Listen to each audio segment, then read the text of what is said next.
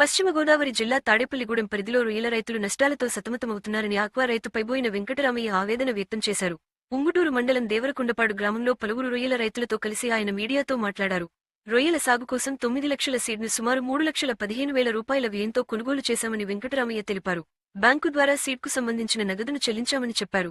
నాణ్యమైన సీడ్ అందిస్తామని కంపెనీ ప్రతినిధులు హామీ ఇవ్వడంతో సీడ్ కొనుగోలు చేశామని, అయితే చెరువులో రొయ్యల పెరుగుదల ఆశించిన స్థాయిలో లేదని రైతులు ఆవేదన వ్యక్తం చేస్తున్నారని తెలిపారు. ఎంత మేత వేసినా రొయ్యలు పెరగడం లేదని, మేత తీసుకోవడం తగ్గడంతో పాటు వైట్ కట్ వంటి సమస్యలు కనిపించాయని అన్నారు. రొయ్యలు చురుగ్గా లేకపోవడంతో సాగును అర్ధాంతరంగా నిలిపివేయాల్సిన పరిస్థితి ఏర్పడిందని పేర్కొన్నారు.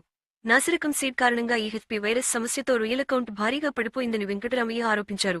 సీడ్ నాణ్యతపై కంపెనీ ప్రతినిధులను ప్రశ్నించినప్పటికీ సరైన స్పందన రాలేదని అన్నారు. నాసిరకం సీడ్తో రైతులు తీవ్రంగా నష్టపోతున్నారని, ప్రభుత్వం వెంటనే స్పందించి సంబంధిత కంపెనీలపై విచారణ జరిపి కఠిన చర్యలు తీసుకోవాలని డిమాండ్ చేశారు. అర్థంతరంగా పెట్టేవలసి వస్తుంది. ఎంత మేత వేసినా అది పెరగట్లేదు. ఎటువంటి దీనికి కావాల్సిన ఎన్నో దీనికి కావాల్సిన వస్త్రాన్ని మేము ఎక్కువ చేస్తాం. దీనికి కావాల్సిన మినరల్స్ కొడుతున్నాం, దీనికి కావాల్సిన మందులు కొడుతున్నాం.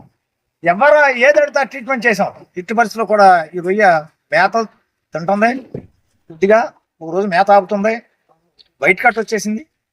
ఎలా ఉన్నారో గిరిసి మారిపోతుంది. ఇంక గుల్ల కూడా కొట్టట్లేదు రొయ్య.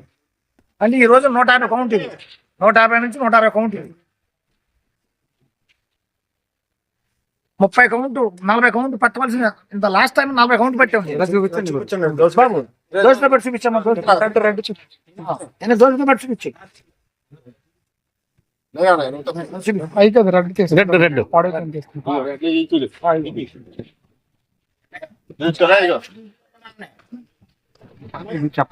ఇలాగా సరుకు దిగిపోతుంది. ఇది రోజు రోజుకి నెట్లో కూడా విపరీతంగా వస్తున్నాయి.